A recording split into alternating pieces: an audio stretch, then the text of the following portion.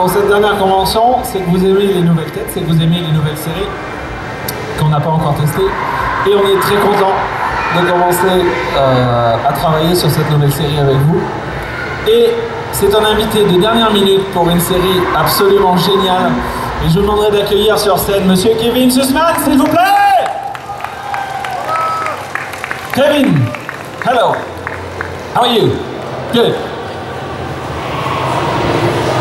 Eh bien, on va prendre place. Tu vas te mettre là-bas, s'il te plaît. Bonjour. Bonjour. Alors, I can see myself. it's you. You did see that. It's young me. No, that's a yesterday picture. Ok, même punition qu'avec Liam. Si on a des questions, cette conférence va être assez rapide, donc n'hésitez pas à commencer à les poser tout de suite.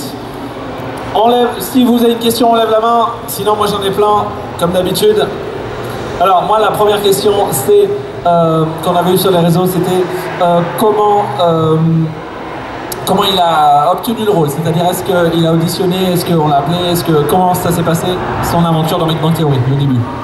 Okay, so the first question is, how did you get the role of?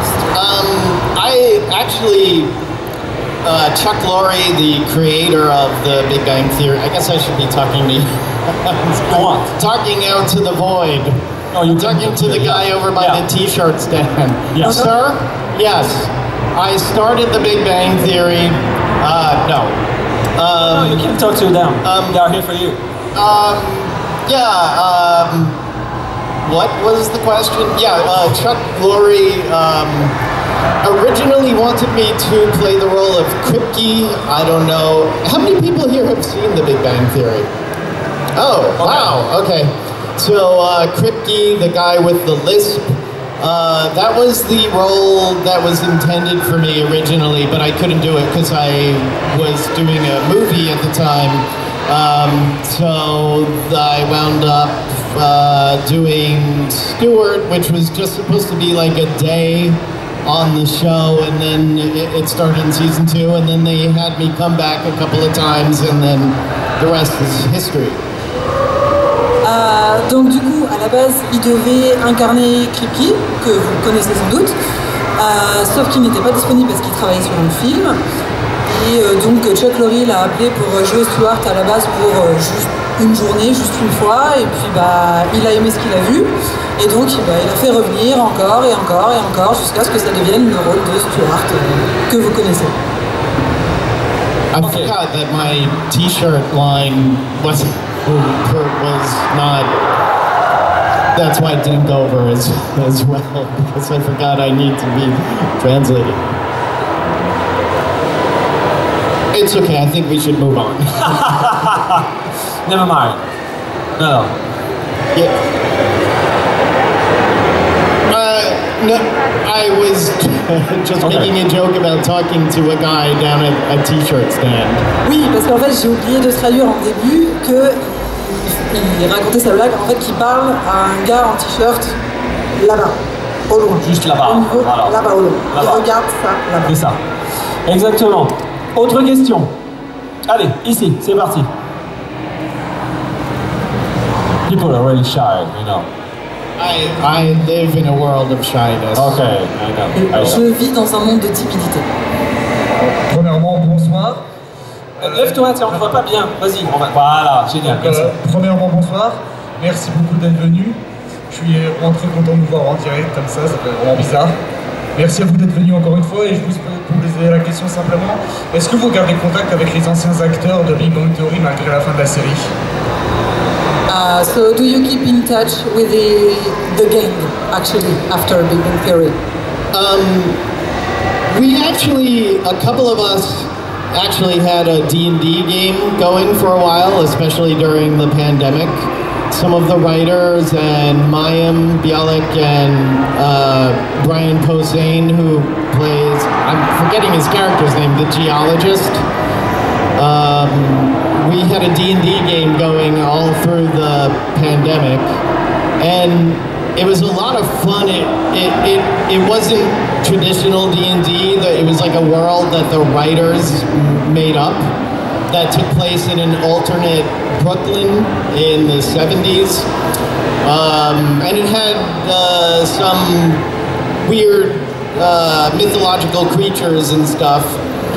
And it was so fun that the writers tried to get it, they tried to pitch it as a series, just having us playing D&D in the middle of the pandemic when Hollywood was completely shut down, because it was something that we could do on Zoom, over Zoom, and they figured they would try to broadcast that, but it never took off. But to answer your, oh, that's right, I'm so sorry, oh my God. Let me break that up. You know what? Okay. I think I've got the whole gist. Oh, you, okay. About you playing D&D. Yeah. So I'm just gonna choose. Okay, yes. So I played D&D over Zoom with some of the actors and writers. Donc du coup, on va résumer un petit peu ce qui a été dit. Please apologize, I keep forgetting that you're translating. Il s'excuse parce qu'il oublie qu'en fait je dois vous traduire ce qu'il raconte. Donc en fait pendant la pandémie, lui, certains scénaristes et des acteurs du show se sont réunis via Zoom pour jouer à Donjons et Dragons dans une version alternative de Brooklyn. With monsters, an alternate Brooklyn. Mythological creatures. Voilà, avec des créatures mythologiques, etc. Donc tout ce que vous voulez, bien Donjons et Dragons.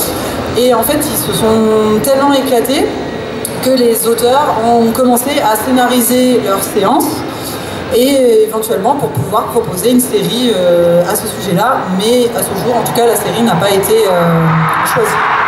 Voilà. Merci. Ok, on continue. Une autre question. Allez, la clé. Qui donne qui? Ok. Ah, il faut pas blesser des gens par contre. Hi, hello. Yeah, I was wondering something. I never really considered it beforehand, but when you were writing Stuart character, was it all Chuck Lorre, or it was both you and him were working on his persona or not? Okay, first of all, I promise I will break this up into little bits.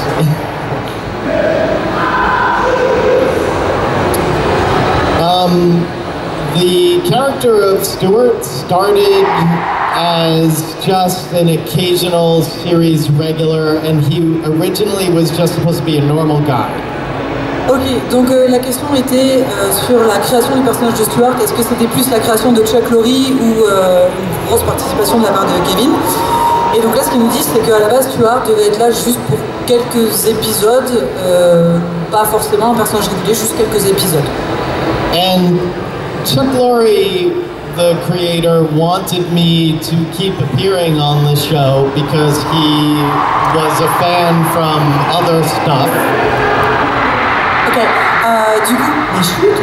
Du coup, Chuck Lorre, le créateur de la série, en fait, voulait que Kevin revienne encore et encore, du coup, sur la série. But then there was one moment in particular when there is a scene with Penny, and she comes into the comic book store, and she asks me a question, and as she's leaving, which was not in the script, I muttered under my breath, I love you. Ok, donc en fait, il y a une scène dans la série où Penny est dans le magasin de comics de Stuart, et en fait, elle s'en va, et Kevin a rajouté au doublage, donc après le tournage, une phrase qui n'était pas dans le scénario. Il a dit, il a murmuré le fameux I love you, je t'aime. Je t'aime. And from that point on is when they sort of caught on to this whole Stuart vibe, where Stuart sort of regresses because he started as a normal person and then he gets more and more desperate, and his undying love of Penny. Ok, donc c'est à partir de ce moment-là, donc où il murmure le fameux je t'aime, Du coup, le personnage de Stuart a commencé à régresser. À la base, c'était un mec tout à fait lambda, tout à fait normal. Mais avec cette phrase, il a montré une sorte de désespoir. Et du coup, en fait, Chuck Lorre, etc. se sont rattachés à ce désespoir que dégageait le personnage de Stuart après avoir dit ce fameux « je t'aime ». And the writers were very good for all of the actors. The writers were really good because we would hang out with the writers a bunch, and they were really good at picking out parts of our own personality and writing jokes and stuff that they knew were closer to us personally. Donc en fait les acteurs et les scénaristes traînaient beaucoup ensemble et en fait se sont influencés tout au long de la série. Donc les auteurs se sont... You're back? Oh, you wanna play maybe? No. Oh. Okay, how are you doing, man? What's your name again? What's your name again? Michael Rosenbaum. Michael? Oh, you play Lex Luthor. Hey, that's yeah. Ça s'appelle c'est pas un photobomb du coup, c'est un Q&A bomb. The Q&A bomb. Oh my god. Okay. He's going to need a heavy massage after that leap. Oui, effectivement, il aura peut-être besoin d'un bon massage après ce saut merveilleux. Oui, je pense qu'on l'a perdu un petit peu là quand même. J'ai eu très peur. Donc du coup, on en était sur les auteurs et les acteurs qui traînaient beaucoup ensemble et s'inspiraient en fait les uns les autres. Donc les auteurs se sont inspirés des traits de caractère des acteurs et les acteurs ont injecté beaucoup de choses dans leur personnage. Donc c'était vraiment du donnant-donnant et de la coopération. So normally the lines are always by the writers, a team of writers, and there's very, very, very little ad-libbing. But it still felt like a collaboration in terms of the jokes, because the writers sort of knew us personally and would use that. Donc en fait, les auteurs connaissaient tellement bien les acteurs que c'était très facile pour eux d'écrire des blagues et en fait de se nourrir de la personnalité des acteurs pour écrire les blagues que vous aimez. Ok. Dans la série, donc, le personnage tient un comic shop. Est-ce qu'il lit des comics? Est-ce qu'il aime bien les comics? Est-ce qu'il est fan de comics? C'est la question. Okay, so in the show you have a comic book shop. So the question is, do you like comics? Do you like reading comics? Etc. etc. Well, unbeknownst to the producers of the show, I used to work at a comic book store when I was a struggling actor because I couldn't get a job as a waiter. Donc en fait les producteurs ne le savaient pas à l'époque, mais Kevin a travaillé justement dans un magasin de comics parce qu'il n'arrivait pas à obtenir un boulot en tant que serveur, qui est le métier qu'on fait souvent quand on cherche à devenir acteur. Ah donc quand on ne peut pas être serveur, on est vendeur de comics. So when you cannot be a waiter, you are working in a comic shop seller, yeah. Working in a comic book shop. Right, yes, exactly. Ok, une petite question, là-bas. Vas-y, après ce sera toi, hein. Enfin, l'un ou l'autre, on va faire les deux, donc vas-y d'abord. Allez, vas-y. Avec qui vous avez préféré travailler? Avec qui vous avez préféré travailler? Did you have a favorite working with? Yeah. Who did you like to work with? You know, I love everyone on that show so much that that would be like saying, do you have a favorite child? They're all my children. Ok, donc en fait, il aime tout le monde sur le tournage, donc ça revient à lui demander s'il a un enfant préféré. But my relationship with the different actors on the show was different. Like, it was much, hanging out with Simon, who played Howard, was very silly, whereas when I would hang out with Jim Parsons, we mostly talked about politics. En fait, traîner avec les acteurs, c'était différent en fonction des acteurs. Par exemple, avec celui qui joue Howard, c'est complètement loufoque, etc. Alors qu'avec Jim, ils allaient plutôt parler politique, par exemple. Ok. On avait une autre question juste à côté. Là-bas. Oui, bonjour. Bonjour. On parlait des comic books, si vous étiez fan des comic books. Si jamais demain on vous dit, vous avez votre vrai magasin de bande dessinée, est-ce que vous diriez oui ou est-ce que ça vous a complètement dégoûté? Ok. So you worked in a comic book shop, you loved it, obviously. But if tomorrow you were asked to work in a comic book shop, would you If you own your comic book shop. own a comic book shop? Would you like to own your own comic book shop, or are you like? I loved working in a comic book shop, and but owning a comic book shop, let me put it to you like this: the Stewart's financial situation was not that far off from most people that own comic book shops. It's very tough, especially, and I know this because I worked at a comic book shop, especially with comics, so much of it changing to digital. It's a really tough gig to operate a comic book shop now. People don't go into it for the money. Not that I don't mean to come off as a shallow person. I'm just saying it's something you have to do for the love of it. Donc sans vouloir paraître, j'ai oublié le mot. Désobligeant peut-être. Désobligeant, par exemple. Il a adoré travailler dans un magasin de comics, mais en fait, être le propriétaire de ce genre de magasin, financièrement, c'est très très compliqué, surtout que l'industrie du comics change, se dirige beaucoup vers le digital, et que la situation financière de Stewart dans la série est relativement proche de celle que peuvent vivre les propriétaires de ce type de magasin. Et donc ce serait très compliqué de pouvoir s'en sortir, mais en général, les gens qui possèdent ce type de magasin le font par passion et non pas par appât du gain. Exactement, exactement. Question suivante, ici.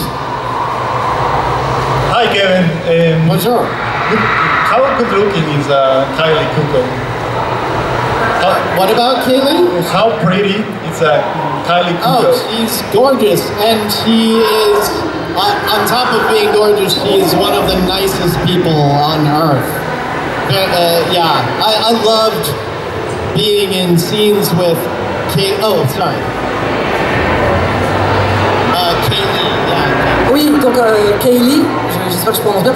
Kaylee, en plus d'être absolument magnifique, c'est une des personnes les plus sympas qu'il était donné de rencontrer. Yes, I have to say that I think that Kaylee, because she was, I don't know if this is a French term, but the straight man, because like she's not the weird one, so she's sort of the straight person. Doesn't get a lot of credit for how awesome she was on that show, but I felt that she was the glue that held it together, because all the other crazy characters are sort of orbiting around her, and she makes it all believable because the way she reacts to everyone is so real. En fait, Kaylee devait jouer un personnage très normal, ancré dans la réalité, et la façon dont elle l'a fait, ça a été vraiment la glue pour tous ces personnages complètement loufoques qui courent à droite, à gauche. Et donc il admire beaucoup la façon justement dont Kaylee a incarné ce personnage-là, parce qu'au final c'était pas si facile de jouer le personnage ancré dans la réalité avec tous ces personnages loufoques tout autour. Well, I have to say, one of the things about what I think is the success, one of the reasons for the success of the show, is that there were no, even though they're all big stars, there were no prima donnas in the cast. Everyone was very down to earth, and everyone was really friendly, and I think that came off in the show, and that's why the show lasted so long. There really were no jerks. En fait, unless that means that I was the jerk, because if you don't see any jerks, that means you're the jerk. En fait, pour lui, une des raisons du succès de la série, c'est qu'en fait, il n'y avait pas de diva sur le plateau. Tout le monde avait vraiment les pieds ancrés dans la réalité, il n'y avait pas de bataille d'ego, etc. Donc ça a vraiment aidé au succès de la série, ça se ressent à l'écran. Et il dit que pour lui, il n'y avait pas de salopard en en fait sur le tournage, mais si tu vois pas le salopard, c'est que peut-être c'est toi le salopard. It's the French for a joke. Salopard. Just le salopard. Allez, on a encore le temps pour une ou deux questions, si vous en reste ici. Allez, vas-y, lève-toi, je vais t'obliger à te lever un petit peu. Merci beaucoup. Bonjour, merci beaucoup. Bonjour. Est-ce que vous auriez été partant pour une 13e ou 14e saison? Would you have liked working on a 13th or 14th season? Yes. I mean, I wasn't in every episode. I was in less than half the episode, so I would have liked to have kept going. Yeah, it was. I mean, I thought right at the end, the writers did. I don't think the writers knew until the final season that it was going to be the final season. And my character had just gotten a girlfriend, so I was excited to see what was going to happen with that storyline. But alas, it wasn't so. Alors effectivement, il aurait bien aimé travailler sur une saison 13, une saison 14, surtout qu'au final, il est là que à peu près dans la moitié des épisodes sur l'entièreté de la série. Et pour lui, les producteurs en fait étaient pas au courant que la saison 12 serait la dernière avant que ça soit la dernière.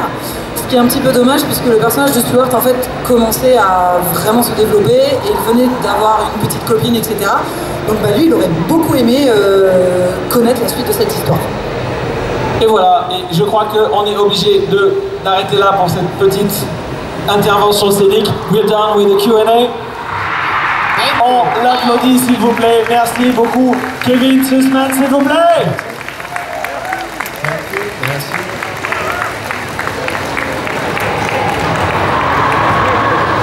Come over here. Venez tous, pardon. Si je parle en anglais aujourd'hui ici, ça va pas le faire. Allez.